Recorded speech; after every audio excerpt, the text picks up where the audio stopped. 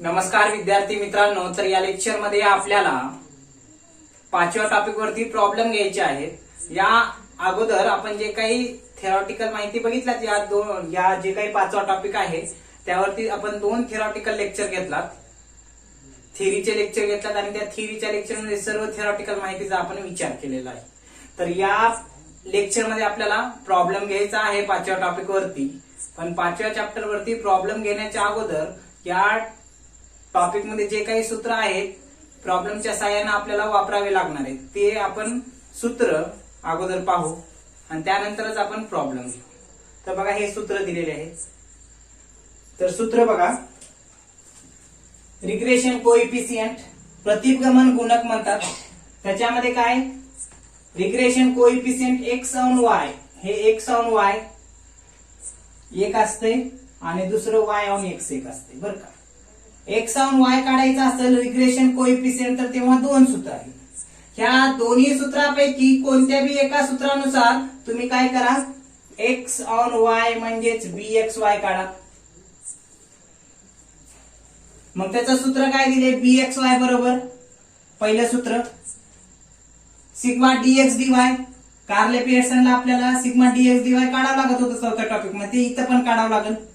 n म्हणजे दिलेलं असते प्रॉब्लेम मध्ये एकूण item in measurement, sigma dx काढावं लागते, सिग्मा dy काढावं लागते बरं का, सिग्मा dy आहे बरं का, भागिले सिग्मा dy वर्ग into n minus sigma dy वर्ग पण काढावं लागते आपल्याला प्रॉब्लेम मध्ये। हे लक्षात, जसं कार्ल पियर्सन किंवा मग कोएफिशिएंट ऑफ कोरिलेशन मध्ये टोटल 7 कॉलम तयार करत होतो, ते 7 कॉलम हे आपण ह्याचा जर प्रॉब्लेम आपल्याला जर विचारला रिग्रेशन कोएफिशिएंट, तर ते 7ही कॉलम आपल्याला तयार करून घ्यावं लागणार। हे लक्षात, हे सांगता येऊ शकते bxy यानुसार एक किंमत काढा, ती म्हणजेच काय, x ऑन y म्हणजे bxy एक, किंवा मग या सूत्रानं काढा। या सूत्रानं म्हणजे काय काढावं लागेल, अगोदर तुम्हाला r ची किंमत काढावं लागेल। r ची किंमत म्हणजे कार्ल पियर्सन असेल, किंवा मग तुम्हाला काय कोएफिशिएंट ऑफ कोरिलेशन असेल। हे लक्षात, 4थ्या टॉपिक मध्ये r जसं काढत होतो ते r आपल्याला काढून घ्यावं लागेल अगोदर। त्यानंतर r सोबत आपल्याला काय करावं लागेल, एसडीएक्स म्हणजे x मेजरमेंट साठी स्टँडर्ड डिव्हिएशन काढून घ्यावं लागेल, म्हणजे एसडीएक्स काढून घ्यावं लागेल। त्यानंतर y मेजरमेंट साठी सुद्धा स्टँडर्ड डिव्हिएशन काढावं लागेल। हे लक्षात, त्यानंतर r म्हणजे r ची किंमत जी काही तुम्ही काढताल कोएफिशिएंट ऑफ कोरिलेशन नुसार, त्या सूत्रानुसार r ची किंमत इंटू एसडीएक्स म्हणजे स्टँडर्ड डिव्हिएशन x सिरीज साठी, स्टँडर्ड डिव्हिएशन y सिरीज साठी, मग इथं गुणाकार करून भाग घातल्यावर तुम्हाला bxy येईल। ह्या सूत्रानं काढा एक किंमत, किंवा मग ह्या सूत्रानं किंमत काढा, दोघांची किंमत एकच येते। हे झालं काय, x ऑन y काढण्यासाठी।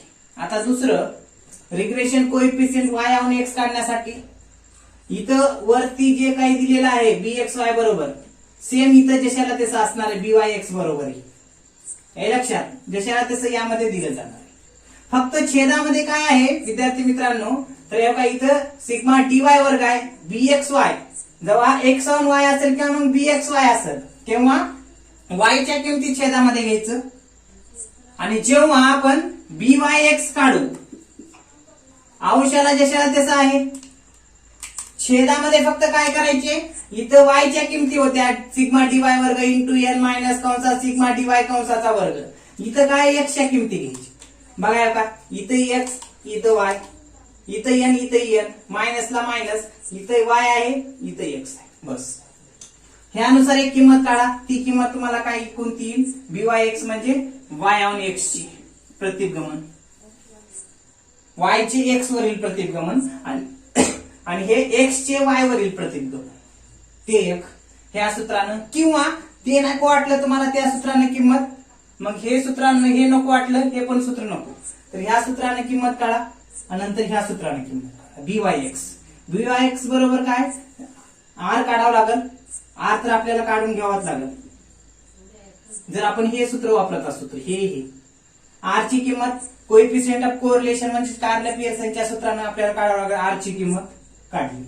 स्टँडर्ड डिव्हिएशन वाय सिरीज साठी इथे हे काढल्यावर फक्त ह्याच्या किमती उलट्या ठेवायची म्हणजे आर ला आर एस डी एक्स होतं वरती आणि divided by S D Y होतं. इथं उलट्या करायच्यात. एस डी वाय उलट्या म्हणजे त्या उलट्या नाही, फक्त किमती छेदाच्या अंशाला अंशाची छेदाला. मग एस डी वाय वरती ठेवा इथं आणि एस डी एक्स छेदामध्ये ठेवा. झालं. यानुसार एक किंमत काढा, तुम्हाला बी वाय एक्स येईल म्हणजे बी वाय एक्स म्हणजे वाय ऑन एक्स येईल. या लक्षात. हे झालं कोएफिशियंट काढण्यासाठी. प्रॉब्लेम मध्ये जर फक्त रिग्रेशन कोएफिशियंट एवढंच म्हणलं तर एवढ्या दोन सूत्राच्या सहाय्यानं ह्यापैकी एक कोणतं तरी ठेवा, ह्यापैकी एक कोणतं तरी ठेवा, काढून घ्या किंमत. इथं जे ठेवताल तेच खाली ठेवावं लागेल आणि किंमत काढावी लागेल. हे झालं. पण प्रॉब्लेम मध्ये जर म्हणलं काय रिग्रेशन कोएफिशियंट बी काढा आणि रिग्रेशन कोएफिशियंट सोबतच काय रिग्रेशन इक्वेशन बी काढा म्हणलं तर मग आता आपल्याला काय करावं लागतंय, या दोन्हीपैकी एका सूत्राचा वापर करा. ह्याचा किंमत काढा बी एक्स वाय, या दोन्हीपैकी एक आपल्याला भेटेल एक्स ऑन वाय. या दोन्हीपैकी एका सूत्राचा वापर करा, वाय ऑन एक्स भेटेल. त्यानंतर आपल्याला रिग्रेशन इक्वेशन काढावं लागते. रिग्रेशन इक्वेशन मग पण तसंच एक्स ऑन वाय काढून घ्यावं लागेल एक. हे बघा इथं regression equation x on Y. आता ह्याच्यामध्ये किती 3 सूत्र आहेत. तिन्हीपैकी आपल्याला योग्य ते ठेवावं लागेल. कोणतं योग्य ते बघा. समजा ह्यानं जर किंमत काढलात तर इथं बघा हे 3 सूत्र आहेत.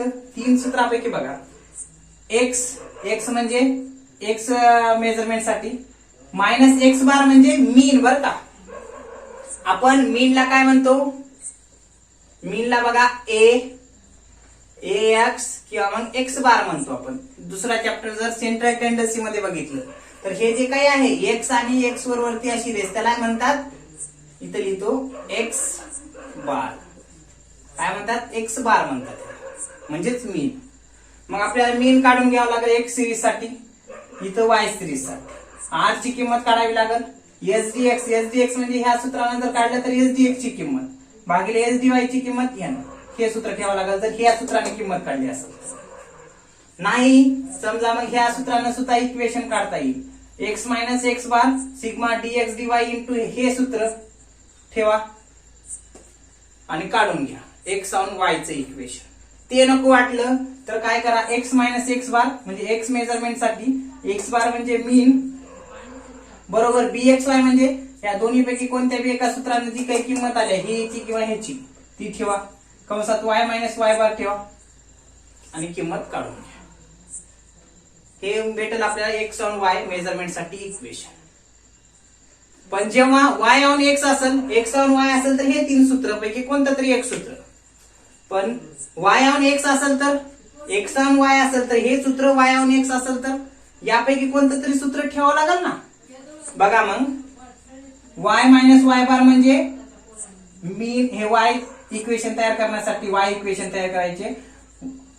वाय बार म्हणजे मीन वाय मेजरमेंट साठी. आर म्हणजे coefficient of correlation of coefficient ची किंमत. एस डी वाय म्हणजे ह्या ज्या काही किमती आहेत आलटून पालटून ठेवायचे, वरची खाली खालची वरती.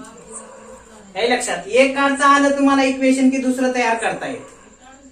फक्त बघा इथं एक्स मायनस एक्स बार होतं त्याच्या ठिकाणी शेवटच्या सुरुवातीला आल्यात बघा वाय मायनस वाय बार इथं आणि एक्स मायनस एक्स बार शेवटी. एस डी एक्स होतं, एस डी वाय होतं, छेदाचा अंशाला अंशाचं छेदाला. हे लक्षात. हे वाय मायनस वाय बार हे जशा तसं आहे. इथं काय होतं सिग्मा डी वाय वर्ग इंटू एन होतं, वायच्या किमती होत्या इथं एक्सच्या किमती. हे लक्षात. आणि इथं बघा sigma x bar sigma minus x बार बरोबर बी एक्स वाय कंसात वाय मायनस वाय बार आणि इथं बघा वाय मायनस वाय बार शेवटचं सुरुवातीला आले बरोबर. इथं बी एक्स वाय ची किंमत होती बी वाय एक्स ची, इथं वाय ऑन एक्स काढताना आपण, आणि एक्स मायनस एक्स बार म्हणजे सुरुवातीचं शेवटला इथं. या पद्धतीनं सूत्र दिलेले आहे. आपल्याला प्रॉब्लेम मध्ये जे विचारलं त्याच्यानुसार आपल्याला किंमत काढावी लागेल योग्य ते सूत्र ठेवून. हे लक्षात. तर आपण प्रॉब्लेम घेऊ आणि त्यानंतर सोल्युशन बघू. घ्या problem.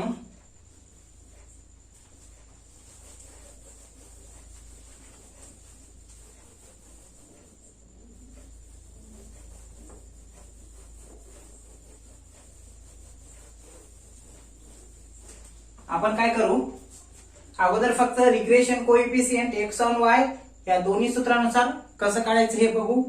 Y on x regression coefficient कसं काढतात या दोन्ही सूत्रानुसार बघू. कारण या दोन्ही सूत्रापैकी प्रत्येक वेळी या दोन्ही सूत्रानुसार किंमत काढली तर एक तीच येणार आहे. म्हणून आपण काय करू, या दोन्ही पैकी एका प्रॉब्लेम मध्ये दोन्ही सूत्रानुसार हे फक्त एवढंच काढून घेऊ, हे लक्षात. आणि त्यापैकी कोणतं सूत्र योग्य आहे, मला पहिलं सूत्र सोयीस्कर ठरतंय म्हणून आपण एका प्रॉब्लेम मध्ये बघू दोन्ही काढून, हे लक्षात. फक्त एवढंच आपण आधी पहिल्या प्रॉब्लेम मध्ये घेणार आहोत. नंतर दुसऱ्या प्रॉब्लेम मध्ये काय करू, हे याचं सोल्युशन हे सर्वच घेऊ, म्हणजे जेणेकरून आपल्याला अवघड जाणार नाही, समजायला ही सोपं. घ्या problem. Find out problem number 1. काय, find out the regression, find out the regression coefficient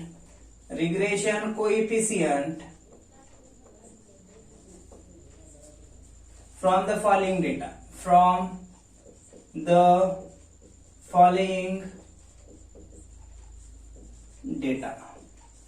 छोटाच problem आहे. एक्स मेजरमेंट आणि वाय मेजरमेंट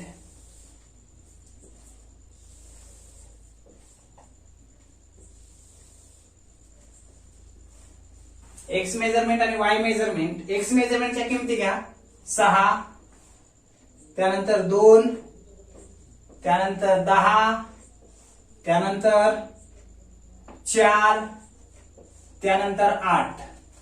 वाय मेजरमेंटच्या घ्या 9, 11, 5, 8, 7. असा प्रॉब्लेम दिलेला आहे. आणि प्रॉब्लेम मध्ये काय विचारले, find out the regression coefficient. फक्त रिग्रेशन कोएफिशियंटच विचारलंय. जर आपल्याला विचारलं असतं काय, find out the regression equation, फक्त एवढंच विचारलं असतं रिग्रेशन इक्वेशन, तर आपल्याला हे पण या सूत्रानुसार किमती काढाव्या लागत असत्या बीएक्स वाय आणि बीवाय एक्सच्या, आणि नंतर हे काढावं लागलं असतं. म्हणून जेवढं विचारलंय तेवढं बघा आणि सोल्युशन बघा. आता एक्स आणि वाय मेजरमेंट दिले, घ्या मग कॉलम तयार करून. किती कॉलम तयार करावं लागेल, 7 कॉलम. आपण जे करत होतो सोडवत होतो ते क्या मग, कॅल्क्युलेट रिग्रेशन कोएफिशियंट. एकूण 7 कॉलम तयार करून घ्या. चौथा चॅप्टर अर्धा रिव्हिजन इथं होत आहे बघा, कारण आर ची किंमत आपल्याला काढावं लागणार आहे.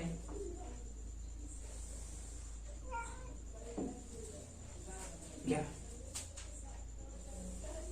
एक्स मेजरमेंट, त्यानंतर डीएक्स काढावं लागते, त्यानंतर डीएक्स वर्ग काढून घ्यावा लागेल, त्यानंतर वाय मेजरमेंट, त्यानंतर डीवाय वर्ग आणि डीएक्स डीवाय. असे हे 7 कॉलम घ्या. एक्स मेजरमेंट, त्यानंतर डीएक्स, त्यानंतर डीएक्स चा वर्ग, वाय मेजरमेंट, डीवाय वर्ग आणि डीएक्स डीवाय. काढता येते ना तुम्हाला, येण्याच पाहिजे, हे लक्षात घ्या. मग काढून डीएक्स कसं काढतात, एक्स मेजरमेंट मधली एक संख्या पकडा, कोणती, तर इथं आपण पकडू 6, आणि वाय मेजरमेंट मधली एक पकडा, कोणती पकडा, तर इथं पुस्तकात दिले 8, तर 8 ठेवतो, काय अडचण नाही, कोणतीही ठेवा. घ्या मग एक्स मेजरमेंट लिहू 6, 2, 10, 4, 8. त्यानंतर वाय मेजरमेंट ही घ्या 9, 11, 5, 8, 7. घेतला, मोठा होता कॉलम, लहान करतोय जेणेकरून आपलं आन्सर पण बसलं पाहिजे.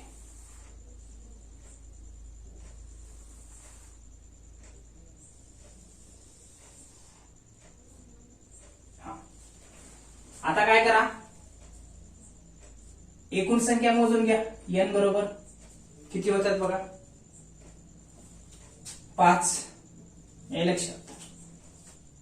त्यानंतर काय करा, dx काढून घ्या. dx कसं काढतात माहित आहे ना. हे x बरोबर एक संख्या पकडलात, ऍझ्युम्ड मीन आपण चौथ्या टॉपिक मध्ये बघितला. कोणती संख्या पकडायची दिली नाही खाली म्हणून आता ह्या चॅप्टर मध्ये देत नाही खाली, म्हणून एक संख्या पकडा, ह्याच्यातली घेतली 6.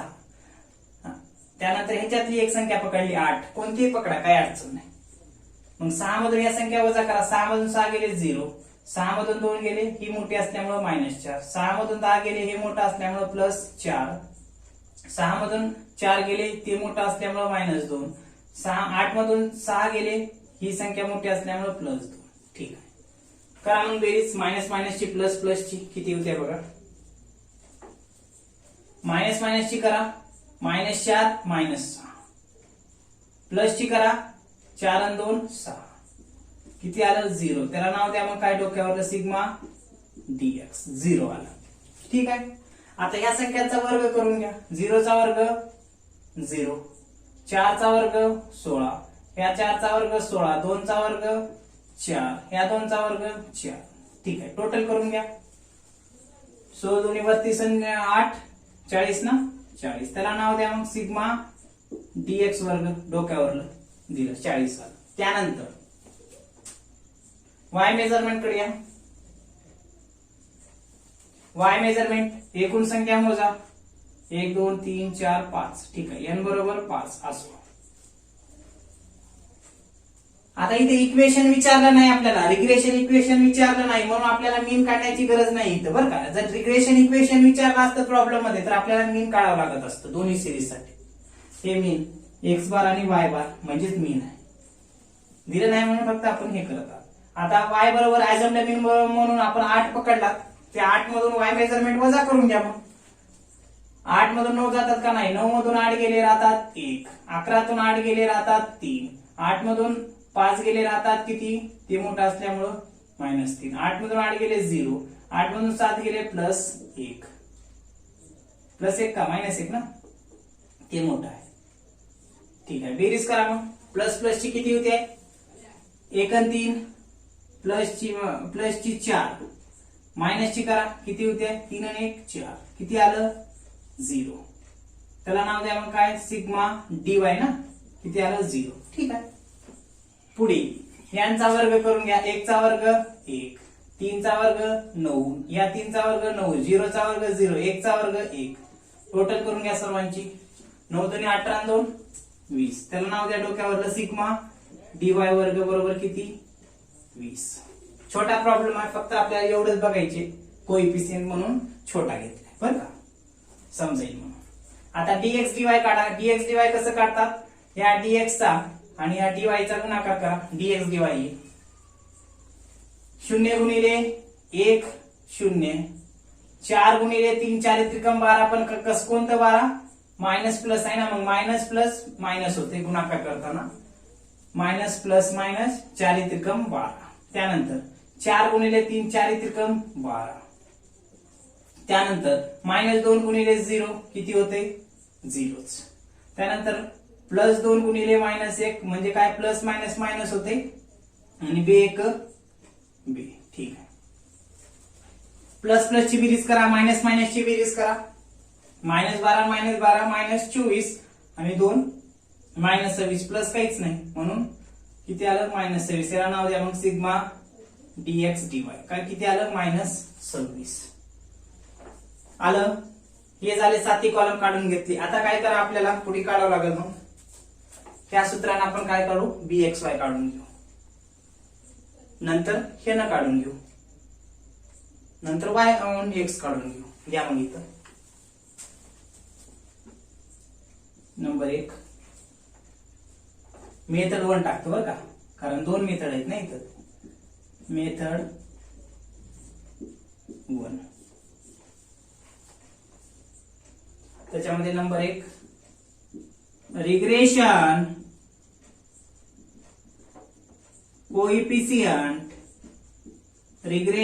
कोएफिशिएंट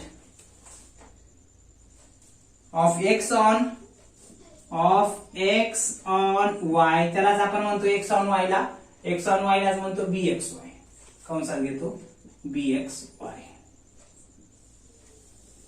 ठीक आहे, घ्या मग काढून सूत्र घ्या. मग हे सूत्र ठेवा पहिलं, बीएक्स वाय बरोबर sigma d x d y into n minus sigma d x दुसऱ्या कंसात सिग्मा डीवाय भागिले. हे सूत्र कार्ले पियर्सन म्हणजे कोएफिशियंट ऑफ कोरिलेशनला पण होतं अंशाचं, छेदामध्ये दोन वर्गमुळामध्ये होतं एक्सच्या किमती आणि वायच्या किमती. इथं फक्त काय बीएक्स वाय काढायला म्हणून फक्त छेदामध्ये वर्गमुळामध्ये न घेता फक्त वर्गमुळाच्या बाहेरच वायच्या किमती घ्या. सिग्मा डीवाय वर्ग इंटू एन मायनस कंसात सिग्मा डीवाय कंसाचा वर्ग. हे सूत्र इथं आहे का बघा, ठेवलं. किमती ठेवा बीएक्स वाय कशासाठी, एक्स ऑन वाय मेजरमेंट म्हणजे एक्स चे वाय वरील प्रतिगमनासाठी. बीएक्स वाय बरोबर सिग्मा डीएक्स डीवाय म्हणजे -26 आहे बरोबर, इंटू एन ची किंमत किती आहे हो, एन ची किंमत असेल 5. ठीक आहे, मायनस सूत्रातलं सिग्मा डीएक्स किती आहे, सिग्मा डीएक्स म्हणजे दुसरा कॉलम 0च आहे. ठीक आहे, इंटू इथं काही नाही म्हणजे दोघात सिग्मा डीवाय किती आहे 0च आहे. जे किंमत असतील ते ठेवून घ्या, काय अडचण नाही. भागिले सिग्मा डीवाय वर्ग किती आहे, ए डीवाय सिग्मा डीवाय वर्ग 20 आहे. ओके, इंटू एन किती आहे, एन 5 आहे, मायनस कंसात सिग्मा डीवाय किती आहे, सिग्मा डीवाय 0 आहे, 0चा वर्ग. ठीक आहे, या किंमत काढून बीएक्स वाय बरोबर -26 गुणिले 5 किती येते बघा, -26 गुणिले 5 येईल 130, -130 येईल बरोबर. 0 न 0 ला गुणलं 0 आलं बरोबर, भागिले 20 100 शून्यचा वर्ग शून्यच. बीएक्स वाय बरोबर -130 मधून 0 गेले फक्त -130च राहतात, 100 मधून 0 गेले 100च राहतात. बीएक्स वाय बरोबर किती आलं, 100 न -130 ला भागला असता ते येते -1.30 येते. लक्षात, हे झालं काय बीएक्स वाय. आता काय करा, ह्या regression coefficient Y on x ह्या सूत्रानुसार बी वाय एक्स काढून घ्या. मेथड पहिली आपण काढालात, मग एक काढून घेतल्यात काय बीएक्स वाय म्हणजे एक्स ऑन वाय काढलात, एक्स चे वाय वरील प्रतिगमन काढलात बरोबर. आता वाय चे एक्स वरील प्रतिगमन काढून घ्या, पहिली मेथड पूर्ण होईल कारण आपल्याला विचारले काय रिग्रेशन कोएफिशियंट. ठीक आहे, घ्या काढून.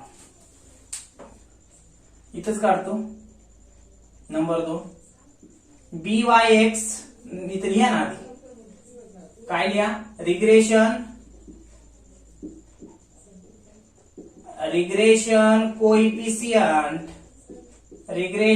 Coefficient of Y on x, त्यालाच आपण म्हणतो बी वाय एक्स बरं का.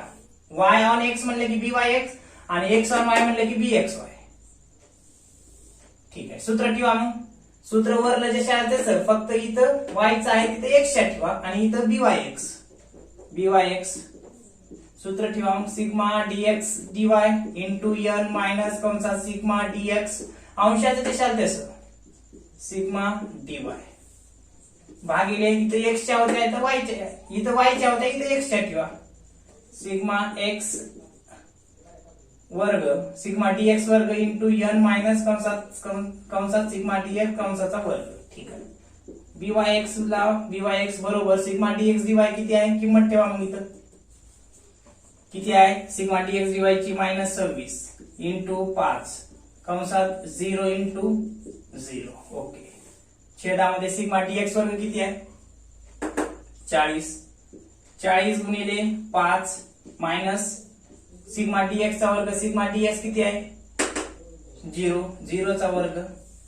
बी वाय एक्स बरोबर -130 येते का हो, -26 गुणिले 5 किती येईल -130. ठीक आहे, 0 न 0 ला गुणलं 0 झालं. ठीक आहे, 40 गुणिले 5 5 20 म्हणजे 200 येते बरोबर, 0 चा वर्ग 0च.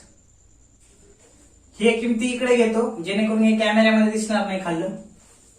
इथं रेष वरतो घ्या. मग ह्याच किमती आधी इकडं BYX बरोबर मायनस 130 मायनस 0 भागिले 200 मायनस 0 करा. मग BYX ला BYX मायनस 130 मधून 0 गेले राहतात मायनस 130 ला मायनस 130, 200 तून 0 गेले राहतात 200 ला 200. BYX बरोबर मायनस 130 ला 200 न भाग आला तर ते येईल मायनस आहे म्हणून मायनसच येईल आणि 0.65 येईल बरं का. आता इथं काय केलंय पॉइंटच्या नंतर 2 डिजिट घेतले पुस्तकामध्ये बरं का. 2 बी डिजिट घेतलं तर काही अडचण नाही. आता पुस्तकामध्ये कसं दिलंय दोन्ही मेथडनं सारखंच आन्सर येणार आहे म्हणून इथं मायनस 130 मायनस 1.30 आले BXY 2 डिजिट घेतले आणि इकडे पण मायनस 0.65 घेतले 2 डिजिट घेतले. आपल्याला आपण 4 म्हणला पण जर मी इथं जर 4 घेतलो तर मग पॉइंट मध्ये दोन्ही जवळपास फरक पडतोय पॉइंट मध्ये. हे लक्षात. तरी बघा हे भाग घालून दाखवतो. मायनस 130 ला जर 100 न भाग घातलं 130 ला 100 न भाग घातलं तर एवढंच येईल.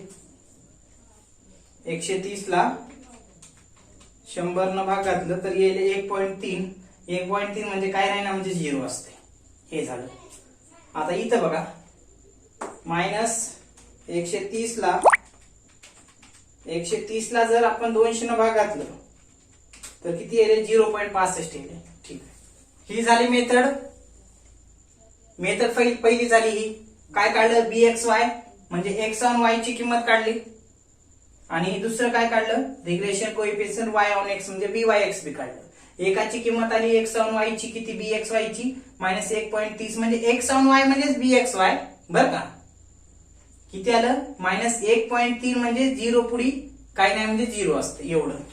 पुढे इकडं Y ऑन X त्यालाच आपण काय म्हणतो BXY किती आलंय मायनस 0.65 आले. हे झालंय पहिल्या मेथडनं. आता दुसरी मेथड बघू. दुसरी मेथड म्हणजे हे एक सूत्र आणि हे एक सूत्र वापरून तेवढ्याच किमती येतात का.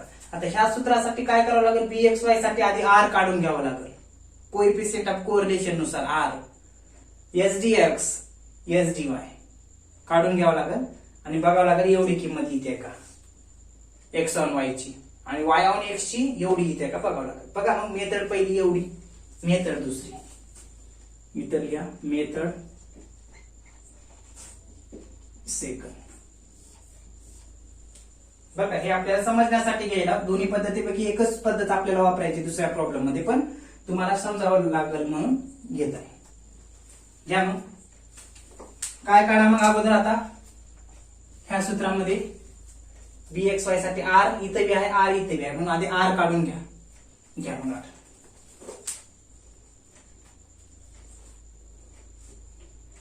घ्या नंबर 1 काढून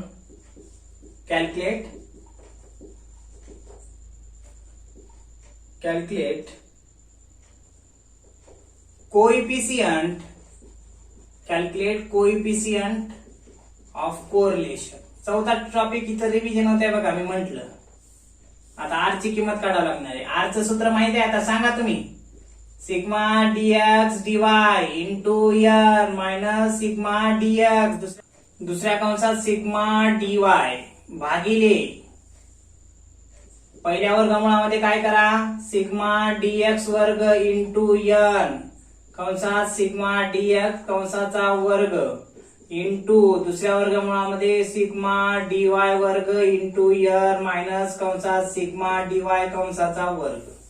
हे लक्षात R ची किंमत काढून घ्या. हे सूत्र कुठं आहे होतं चौथ्या टॉपिक मध्ये होतं बघा कार्ल पियर्सनचं कोएफिशियंट ऑफ कोरिलेशन किंवा कोएफिशियंट ऑफ कोरिलेशन काढताना आपण वापरलं होतं.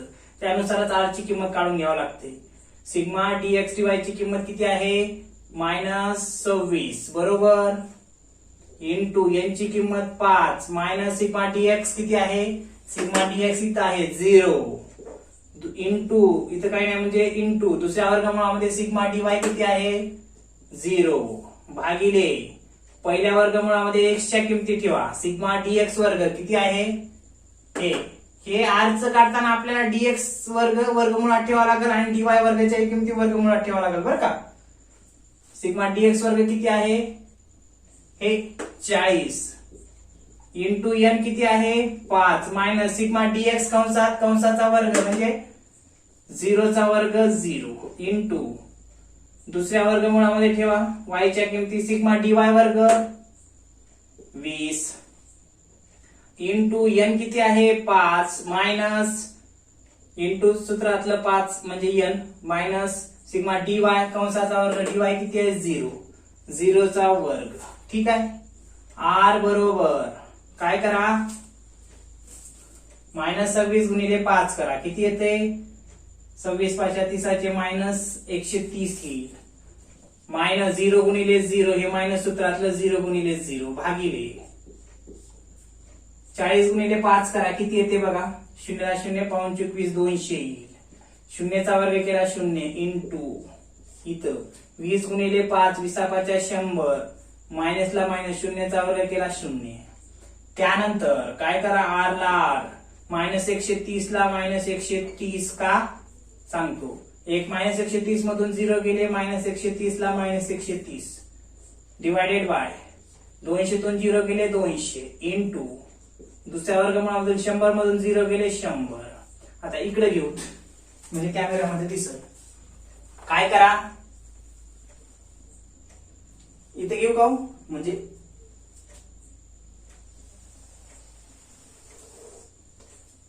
ठीक आहे. हे वर्गमूळ सोडून घ्या. आर बरोबर किती आहे -130 ला -130 भागिले काय करा 200 चा वर्गमूळ सोडून घ्या.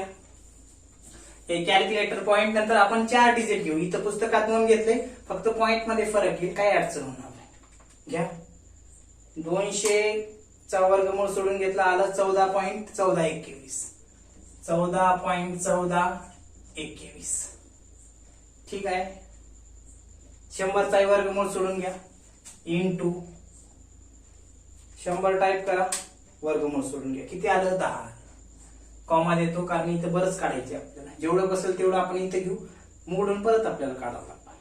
कॉमा देऊन घ्या मग इथं काय आर ला आर -130 ला -130 भागिले 14.1421 गुणिले 10 करा बरं 14.1421 गुणिले किती 10 किती येईल 141.421 येईल बरं का 141.421 येईल. मग -130 ला ह्यानं भाग आला इथंच लिहितो कॉमा देऊन आर बरोबर -130 ला 141.421 न भाग घाला -130 ला भाग घातला डायरेक्ट 30 ला भाग घाला मायनसला मायनस लिहून घ्या 130 ला 141.421 न भाग घातलं तर ती येते किती 0.91 किती 0.91 येते. पण पुस्तकात काय घेतले आर बरोबर 0.92 घेतले आणि हे मायनस आहे म्हणून मायनसला मायनस किती आलं. पुस्तकात फक्त काय घेतले आर ची किंमत पॉइंट नंतर फक्त 2 डिजिट घेतले म्हणून -0.92. आपल्याला बी घेता येते 92 का हे पुढे जर आपल्याला घ्यायचं नसेल तर डायरेक्ट 1 ला 2 करा 0.92 येते असेही चालते. किती आलं -0.91 हे आलं. आर ची किंमत काढलात. आता काय करावं हे करतो. आता आपल्याला एसडीएक्स काढावं लागेल स्टँडर्ड डिव्हिएशन एक्स सिरीज साठी त्यानंतर स्टँडर्ड डिव्हिएशन वाय सिरीज साठी काढावं लागेल. काढावं त्याचं सूत्र बघा इथं लिहावं लागेल नंबर 2 घ्या मग calculate standard deviation for x series standard deviation for x series त्याचं सूत्र बघा. आता हे स्टँडर्ड डिव्हिएशन तिसरा चॅप्टर पण इथं रिव्हिजन होईल बघा थोडक्यात. घ्या सूत्र काय त्याचं S D standard deviation x बरोबर सूत्र त्याचं बघा वर्गमुळामध्ये सिग्मा डीएक्स वर्ग इंटू एन मायनस दुसऱ्या कंसात सिग्मा डीएक्स भागिले एन कंसाचा वर्ग. हे लक्षात एक्स सिरीज साठी म्हणून एक्स सिरीजच्या किमती कोणत्या डीएक्स वर्ग. वाय सिरीज साठी जेव्हा काढू तेव्हा वाय सिरीजच्या किमती घ्यावा लागतात. हे लक्षात एस डीएक्स बरोबर वर्गमुळामध्ये सिग्मा डीएक्स वर्ग into n minus sigma d x भागिले एन कंसाचा वर्ग. घ्या मग इथंच काढतो बरं का म्हणजे असं घेऊ कॉमा देऊन एस डीएक्स बरोबर वर्गमुळामध्ये काय आहे सिग्मा डीएक्स वर्ग किती आहे सिग्मा डीएक्स वर्ग 40 हे कंसात म्हणलं की हे घ्यायचं बरं का 40 भागिले एन किती आहे 5 मायनस सूत्रातलं मायनस सिग्मा डीएक्स कंसात किती आहे सिग्मा डीएक्स इथं 0च आहे ना हे डीएक्स कंसाचा वर्ग आहे मग इथं 0 भागिले 5 याचा वर्ग करावा लागेल बरं का. आता एसडीएक्स ला एसडीएक्स बरोबर काय किमती ठेवून घ्या वर्गमुळामध्ये ठेवली. आता 40 ला 5 न काय करा भाग घाला 8 येते का 5 40 इथं भाग घातल्यानंतर 40 ला 8 न 40 ला 5 न भाग घातल्यानंतर 8 येते 8 आलं. त्यानंतर आधी भाग आला मग वर्ग करा 0 ला 5 न भाग घातलं किती येते 0च येते ना आणि 0चा वर्ग पुढे कॉमा देतो एस डीएक्स बरोबर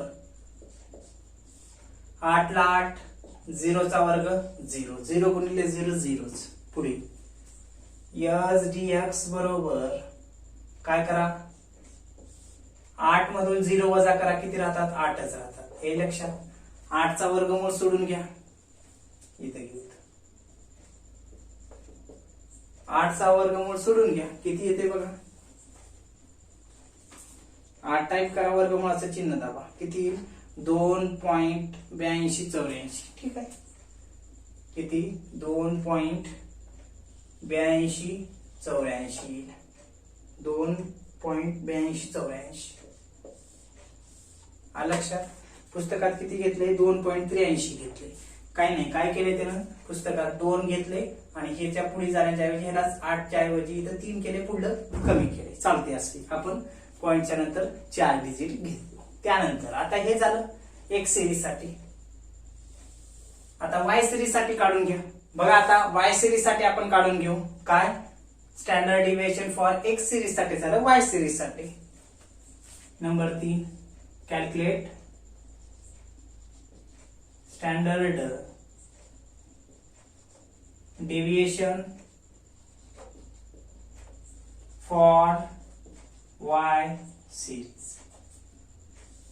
इथे एक्सच्या किमती होत्या आता इथं काय करावं लागेल एस डी वाय बरोबर वायच्या किमती घ्यावं लागेल.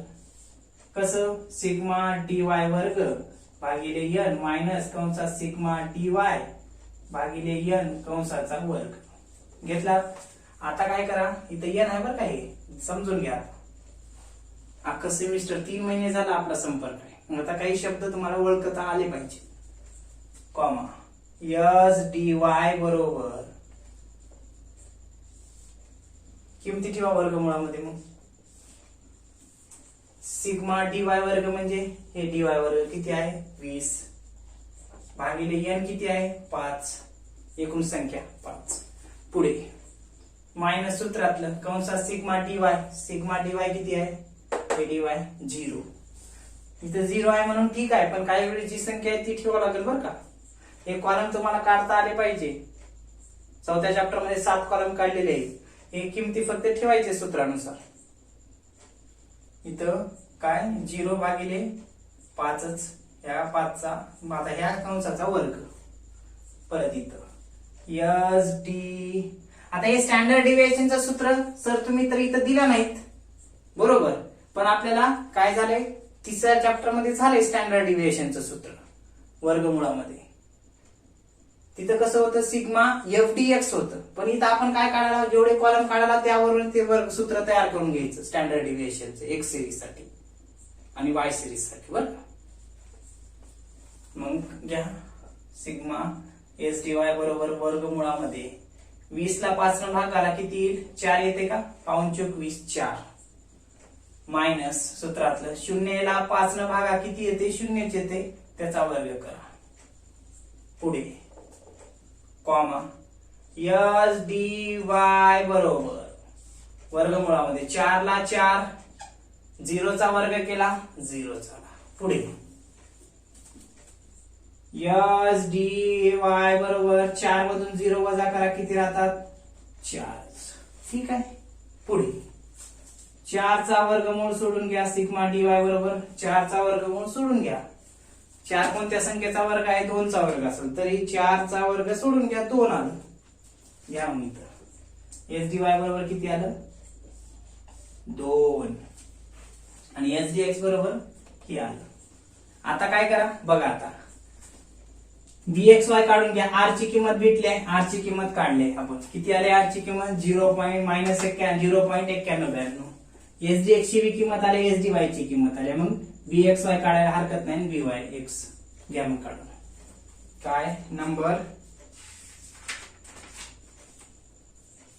इथे घ्या, मग इथं हे करतो 4 नंबर टाकतो. रिग्रेशन कोएफिशिएंट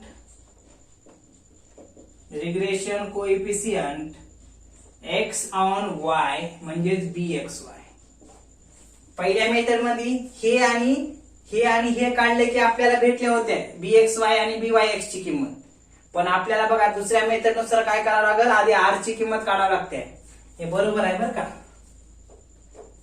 R ची किंमत काढून घ्यावी लागते. R ची किंमत आल्यानंतर स्टँडर्ड डिव्हिएशन X सिरीज साठी काढावं लागते, नंतर Y सिरीज साठी स्टँडर्ड डिव्हिएशन काढावं लागते. R ची किंमत standard deviation X series, standard deviation Y series, त्यानंतर X ऑन Y, नंतर Y ऑन X काढावं लागते. गायचं सूत्र आता कोणतं, हे सूत्र.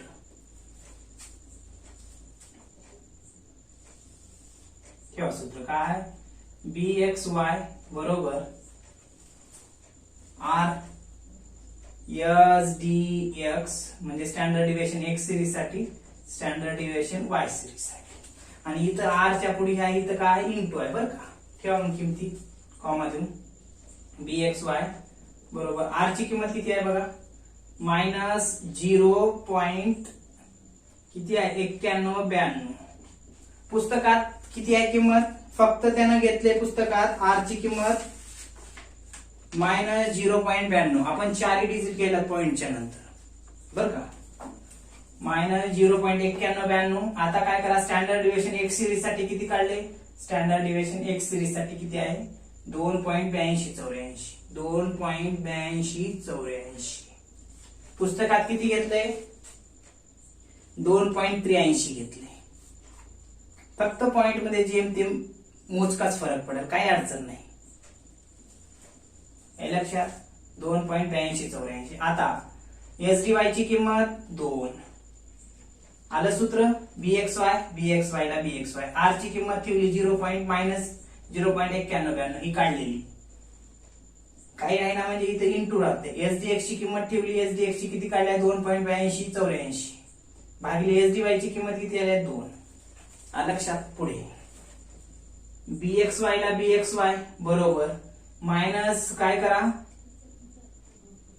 आता डायरेक्ट तुम्ही काय करा, गुणाकार करून भाग घाला किंवा मग भाग घालून गुणाकार करा, काय अडचण नाही. मग काय करता सांगा, भाग घालून गुणाकार करता करा. 0.9192 ला 91 इंटू भाग करा, मग कितीला, तर बघा 2.8284. 2.8284 ला 2 न भागलं तर किती येते, 1.41. हे जे शाल त्याचं -0.91 इंटू 2.8284 ला जर 2 न भागलं तर 1.4142 येते बरं का. यांचा गुणाकार करा, कॉमा देतो इथं bxy बरोबर गुणाकार करून घ्या मग कशाचा, या दोघांचा किती येते बघा, तर 0.9192 गुणिले 1.4142 तर किती येते 1.4142 ते येते 1. मायनस आहे ना, मायनस 1.2999 किती आली किंमत, मायनस 1.299. इकडे बघा कशाची किंमत आहे ती, bxy ची किंमत बर का. bxy ची किंमत पहिल्या मेथडनं बघा किती येईल, मायनस 1.3 काही राहिना म्हणजे पुढे 0 असते म्हणजे मायनस 1.30 येईल. इथे किती आली हो, मायनस 1.29. हे जर इकडे घेतलं तर इथे किती 30 होते, मायनस 1.30च आलं इथं पण. हे लक्षात, कारण आपण पॉइंट नंतर 4 डिजिट घेतल्यामुळे थोडा जेमतेम फरक पडलाय, काही अडचण नाही, एवढं काय आबाळ कोसळणार नाही. मायनस 1.29 पुढे आले म्हणून इथं 30च झालं ना, कारण 5च्या पुढे गेल्यात ना संख्या ते, म्हणून मायनस 1.30 इथं बी आले म्हणाय हरकत नाही. हे झालं bxy ची किंमत. आता हे आणि हे सारखं आलं. आता ह्याची किंमत मायनस 0.65 आहे, मग कशाची, byx ची. तसंच byx काढून घ्या, आपल्याला घ्यावं लागते. घ्या मग काढून घ्या. मग नंबर 5 इथं बाण मारतो किंवा मग डॅश मारतो. नंबर 5 काय, regression coefficient y on x, त्यालाच आपण म्हणतो काय, byx. हे लक्षात घ्या. मग सूत्र, कोणतं सूत्र, हे बघा इथं आहे. हे सूत्र झाले दोन्ही सूत्र. पहिल्या मेथड मध्ये एक सूत्र वापरलं हे, नंतर हे एक सूत्र वापरलं पहिल्या मेथड मध्ये. नंतर आपल्याला bxy आणि byx च्या किमती भेटल्या. नंतर दुसऱ्या मेथड मध्ये काय केलं, r काढलं, sdx काढलं, sdy काढलं आणि सर्व किमती काढून मग bxy काढलं, x on y ची किंमत. आता हे सूत्र झालं. आता या सूत्रानुसार byx ची किंमत काढावी लागली. r sdy sdx तर काढले आपण, फक्त किमती ठेवायची, किंमत काढून घ्यायची. byx म्हणजे y on x ची. घ्या मग तिथं सूत्र काय, इथं byx बरोबर r काय, कोएफिशिएंट ऑफ कोरिलेशन, sdy. इथं sdx होतं, उलट करायचे, हे छेदाचा अंशाला अंशाच्या छेदाला, sdx. किमती ठेवा मग, कॉमा byx बरोबर r ची किंमत किती आहे, मायनस 0.9192 बरोबर, इंटू काही नाही ना, म्हणजे इथे इंटू असते. sdy ची किंमत किती आहे, ह्याची अंशाला छेदाची, म्हणजे इथला छेद अंशाला आणि अंश छेदाला, म्हणजे 2 ला वरती पाठवा, म्हणजे इथं किमतीनुसार सूत्रानुसार, आणि ते छेदात घ्या 2.8284. किंवा मग डायरेक्ट इथं बघा ना, sdy आहे, sdy ची किंमत किती काढली आहे, 2 ठेवलं, भागिले sdx ची किंमत किती आहे, sdx ची किंमत 2.8284 ठेवली. मग भाग करा, मग गुणाकार करा. घ्या मग byx ला byx बरोबर हे मायनस 0.9192 ला 9192 इंटू r, जे काही 2 ला 2.82 ने भाग करा, हो का 2 भागिले 2.8284. 2.8284 किती येईल, तर ते येईल 0.7071. परत एकदा बघा, 2 ला 2.8284 न भाग घातला असता ते येईल 0.7071. 0.7071 गुणाकार करून घ्या. मग byx बरोबर या दोघांचा गुणाकार, ते किती येईल 0.9192 गुणिले 0.7071. ते किती येईल, तर 0. मायनस आहे ना, मायनस या दोघांचा गुणाकार जर केला तर ते येईल 0.6499. हे लक्षात 6499 म्हणजेच किती आलं ते बघा इथं. हे किती आले BYX ची किंमत -0.65. इथं किती आले BYX बरोबर मायनस आहे 0 आहे 0 आहे. इथं 65 घेतले. इथं आपलं किती 64.99 म्हणजे हे जर कमी केलं तर इथं आपल्याला काय करावं लागेल 65च करावं लागेल. हे लक्षात. म्हणून इथं आपण लिहून घेऊ शकता. इथं बी लिहा BXY बरोबर -130 जमते काय अडचण नाही. आणि ह्यालाच तुम्ही असं बी लिहू शकता ऑब्लिक करून BYX बरोबर -0.65 काही अडचण नाही. तेच आहे आन्सर. हे लक्षात. फक्त पॉइंट मध्ये फरक पडलाय म्हणजे काही तेवढं हे नाही. बघा ना 0.6499 म्हणजे इथं 65 झालंच ना. हे 9 कट करा आणि ह्याला जर कमी करायचं असेल तर इथं 5 करावं लागते. कमी होते ते ऑटोमॅटिक 65. त्याचं बी लिहिण्याची पद्धत आहे. हे झालं. आता बघा रिग्रेशन कोएफिशियंट चारी सूत्राचा वापर करून काढलात आपण. चारी सूत्राचा म्हणजे ऍक्च्युअल आपण दोनच सूत्र ठेवलात. एक BXY चं आणि दुसरं BYX चं. पण हे काढण्याच्या पद्धती आहेत. ही पद्धत ह्या पद्धतीने बघा काढला एवढं. नंतर x ऑन y एवढं आलं. y ऑन x एवढं आलं. ह्या एक सूत्रानं आणि ह्या एक सूत्रानं. पण लगेच आपल्याला दुसरी मेथड यावी म्हणून आपल्याला काय करावं लागेल दुसरी मेथड मग लई काढावं लागते. काय r ची किंमत काढावं लागेल. हे r ची SDX x सिरीज साठी SDY y सिरीज साठी लक्षात. मग नंतर आपल्याला काय BXY नंतर BYX काढावं लागते. बघा पहिल्या मेथड मध्ये फक्त एक सूत्र आणि दुसरं सूत्र ठेवलं तर BXY आणि BYX आपल्याला मिळते. पण दुसरं सूत्र जर ठेवलं आपण तर तेव्हा आपल्याला 5 गोष्टी काढाव्या लागते. 5 गोष्टी म्हणजे r ची किंमत 1, SDX 2, SDY 3, BXY 4 आणि BYX 5. म्हणजे कोणत्या ही किंमत आणि ही किंमत मिळवण्यासाठी आपल्याला 3 गोष्टी अगोदर कराव्या लागते. पण इकडं BYX आणि BYX डायरेक्ट आपल्याला मिळू शकते. म्हणून काय करा आता इथे एक हे लिहून घ्या. दोन्ही पद्धतीने आन्सर सारखंच येईल म्हणून स्टार देऊन लिहून घ्या. एक लिहा बरं तिथं. हे पहिला प्रॉब्लेम आहे म्हणून तुम्हाला देतला मी. तिथे लिहा टीप. घ्या टीप लिहून. काय लिहिता दोन्ही पद्धतीने उत्तरे सारखीच येतात. लिहा इथं म्हणून तर जागा ठेवली. दोन्ही पद्धतीने उत्तरे सारखीच येतात परंतु आगणनाच्या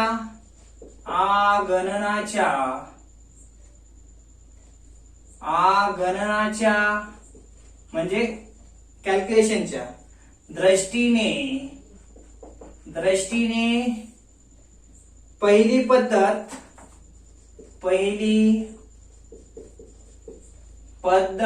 कंसात मेथड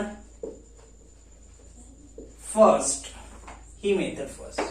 हे एक आणि हे एक काढायचं. मेथड फर्स्ट ही अधिक सोयीस्कर ठरते. ही अधिक सोयीस्कर ठरते. दोन्ही पद्धतीने उत्तरे सारखीच येतात परंतु आगमनाच्या दृष्टीने पहिली पद्धत मेथड फर्स्ट ही अधिक सोयीस्कर ठरते. हे लक्षात. परीक्षेला तुम्ही ह्या पद्धतीने ह्या पद्धतीने काढला म्हणून तुम्हाला 15 पैकी 30 मार्क देणार नाही, 15 देणार. त्यांना काय उत्तर पाहिजे BXY आणि BYX च. ते कोणत्याही पद्धतीने काढा. म्हणून ही पहिली पद्धत आपल्याला सोयीस्कर आहे.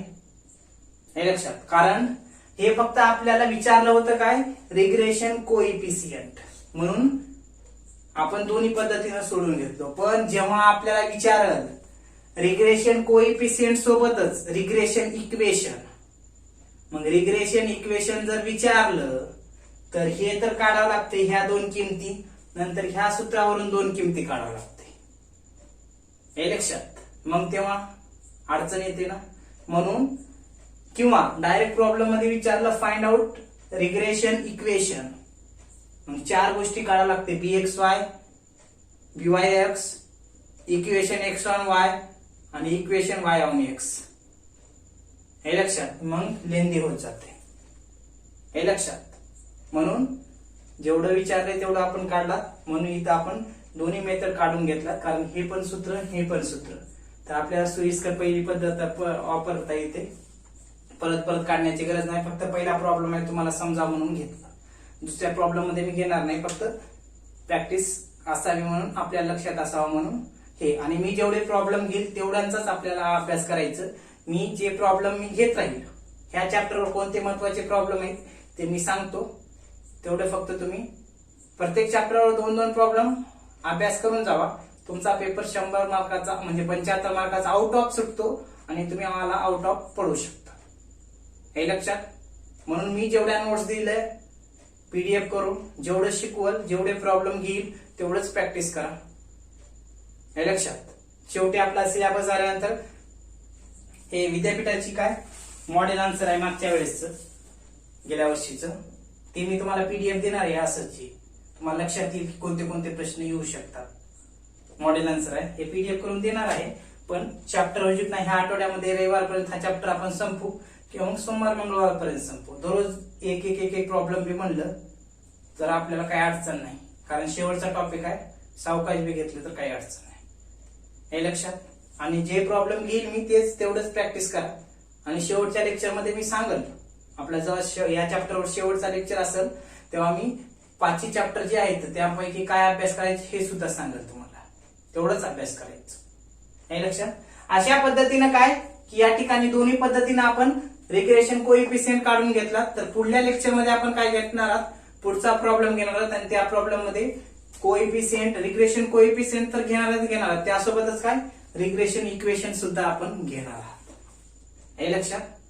तर पहिली पद्धत सोयीस्कर आहे म्हणून इथे आपण टिप दिलेली आहे. तर पुढल्या प्रॉब्लेम मध्ये पहिल्याच पद्धतीनं म्हणजे मेथड 1 नुसारच आपण काढणार आहात. Okay, thank you.